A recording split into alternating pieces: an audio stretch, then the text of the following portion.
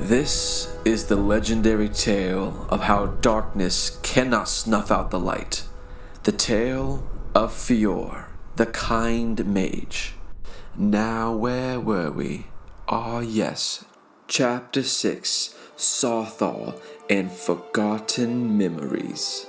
Fyore's journey to Saarthal was forgettable in light of what lied beneath the excavation site's unassuming entrance. Saarthal's legend suggests that the deep ruins possess magical artifacts and deep magical ruins encased with bitter cold winds on the outside and rather unwelcoming guests within, known as the Draugr. Fyore, along with Tolfdir and his classmates, plunged into the depths of these magical ruins in search of ancient artifacts to be studied at the college. Although the students were warned to stay on guard while exploring these ruins, even Tolfdir was surprised about the unforgiving numbers of Draugr within these halls. Luckily, Fyore was prepared for such opposition and made excellent use of his alteration magic. Conflict and battle almost seemed to be anxiously awaiting the students' arrival. As soon as Fyore entered the first chamber within Saarthal, an incredibly large Draugr emerged from below and made his displeasure known by barraging the students with heavy blows with his ebony hammer. This Draugr was at least 20 feet tall and would have made even a seasoned warrior uneasy. Fyore rained fire on this Draugr using his staff of fireballs while surrounding the giant with summoned spikes from the earth. Fyore displayed exceptional battle prowess with his new spells and quickly disposed of the giant Draugr with the help of his classmates. However, this was only one of dozens of chambers within Saarthal, each containing hordes of Draugr the class had to face as they navigated through the narrowing tunnels. Saarthal seemed to be a never-ending descent into bloodthirsty Draugr dens. However, thanks to his new magical spells and hard training, Fyore paved through the enemies with a renewed confidence in himself and proved to be a valuable ally in battle. Fyore continued to lead the way in search of magical artifacts as he fought countless undead. With each fallen enemy, Fyore gained more respect from his peers. However, despite his victories, Fyore felt uncomfortable being underground as it reminded him of the Necromancer, a feeling that Fyore had to bury within himself if he intended on surviving this mission. Tolfdir, sure that Saarthal contained some greatness in its depths, suggested that this party split up and encouraged the students to continue pressing onward and to mine their surroundings. Tolfdir would not have suggested splitting the group if the students had not been easily disposing of the Draugr. However, they exceeded all expectations and therefore earned the trust of their teacher.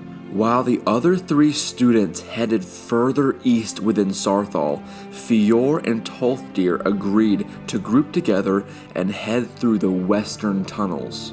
With Fyore in the lead, Tolfdir followed close behind as they both descended through ancient catacombs until they reached an iron door. Hesitating at the entrance, Fyore pauses and feels a great evil nearby. "What is it, Fyore?" asked Tolfdir. Fyore, looking back at Tolfdir, says, "Prepare yourself. There's evil up ahead."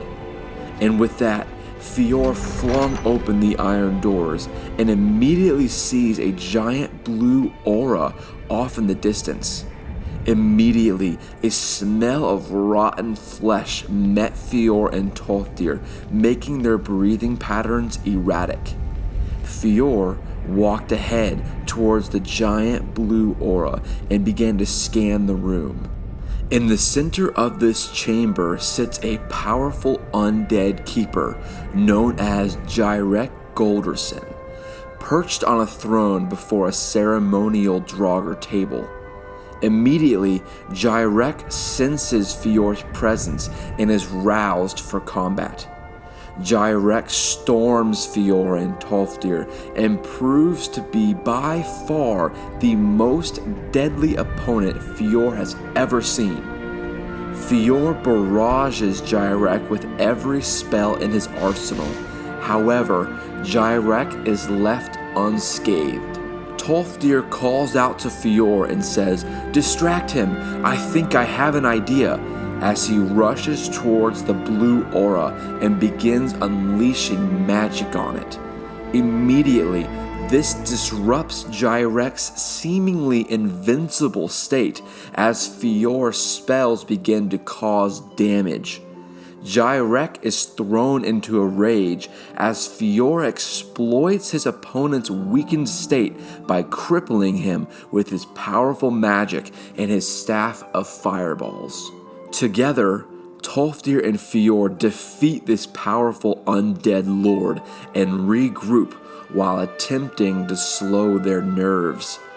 That was a deadly encounter. If it weren't for your wits, Tolfdir, we would have been slayed. How did you know to attack the aura? Asked Fyore. Truthfully, it was mere instinct. I am just as surprised as you, dear friend. If legend is true, I believe that was Gyrek Golderson, the son of Galdor, a previous archmage at the college. If I remember correctly, Gyrek was sealed away due to his evil crimes against Skyrim long ago. However, I had no idea he would be in Sarthal, replied Tolfdir, as he turned his attention to the blue magical aura. This aura is a magical anomaly and needs to be reported to the Archmage immediately. Fyore, would you retreat to the college and inform our leader of these events? I fear this discovery may unleash evil if left unattended, said Tolfdir. Of course, said Fyore, as he equips Gyrek's magical staff he found on the ceremonial table. Hope you don't mind me enjoying the spoils of our victory, said Fyore. Of course not. Besides, you did land the final blow.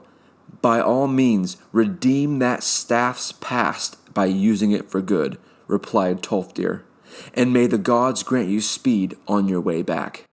As Fyore returned to the surface, he was once again met by the cold, bitter winds of Skyrim. Fyore began his climb up the snowy mountains as he took in a deep breath of air as he felt relieved to be out of those narrow tunnels. As he continued pressing onward, Fyore began to feel a strange sensation overtake his body. Suddenly, his vision began waning as all his strength left him. Fyore began to panic when suddenly everything goes black. In this darkness, it is cold. It is lonely. It is void of logic. Suddenly, light flickers in the unknown space. Fyore slowly regains awareness, and as his vision returns, he sees his younger self walking through a forest near Falkreath. His younger self stops under some trees where he begins to play on his lute as the sun is setting in the sky. It's a beautiful scene, full of peace and tranquility. Suddenly, without warning, the young Fyore stiffens like a board and falls over, completely paralyzed and defenseless, as a hooded figure emerges from the tree line, dressed in all black. Fyore immediately recognizes the evil presence and panics as he is unable to help his younger self, who lie paralyzed in the soft grass. Fyore weeps bitterly as he remembers this was the moment he was abducted by the necromancer and was being forced to relive this forgotten and buried memory. This was the start of his life as a mindless thrall to the evil necromancer, his captor. Wanting to escape this horrid scene, Fyore closes his eyes but continues hearing his limp body being dragged through the forest by the necromancer. "Wake up! Wake up! Wake up!" Fyore says to himself in a panicky voice. A burst of light hits Fyore's closed eyelids, jarring himself awake. Fyore jumps out of a bed and realizes he is now standing in an unfamiliar room and that he had somehow lost consciousness on his way back from Saarthal. Fyore, remembering how he was captured, feels a deep sense of inadequacy as a man as he was unable to defend himself from his captor. As Fyore attempted to reconcile these intense emotions, a calming voice called out to him. "Hey there, bud. Glad to see you standing." Fyore quickly looks up and sees Dager, the owner of the Frozen Hearth Inn. "Dager, how did I get here?" asked Fyore. "I was out hunting to restock the inn when I found you collapsed in the snow. You really ought to be more careful at your age. I suggest you don't travel alone anymore. Would hate to see anything terrible happen to you." "Thank you, Dager. I owe you," said Fyore. "Nah, just doing what any friend ought to. By the way, what were you doing so far from town?" asked Dager. "Well, you see, I was on a mission for the college." "Oh, which reminds me, I really ought to be on my way. I have an urgent message for the Archmage," said Fyore. "Ah, I see. Well, very well then. Come back soon, you hear?" replied Dager. Fyore quickly thanked Dager and headed out of the inn. On his way back to the college, Fyore, still feeling shaken from the dream, decided to face his traumatic past and resolved himself to head to Falkreath, the location of his abduction, to see if he could uncover any more of his forgotten past. After he arrived at the college, Fyore quickly relayed their findings within Saarthal to the Archmage, who thanked Fyore for his diligence and thoughtfulness. "I will take over from here. Thank you, Fyore. Was there anything else you needed?" asked the Archmage. "Well, actually, yes. I want to request leave from the college as I have had some personal matters arise needing my attention," said Fyore. "I see," said the Archmage. "We at the college thank you for your contributed efforts within Saarthal and wish you blessing on your journey ahead. You will always be welcome here, Fyore, and you have our thanks." "Thank you, Archmage. I have deeply appreciated my time here.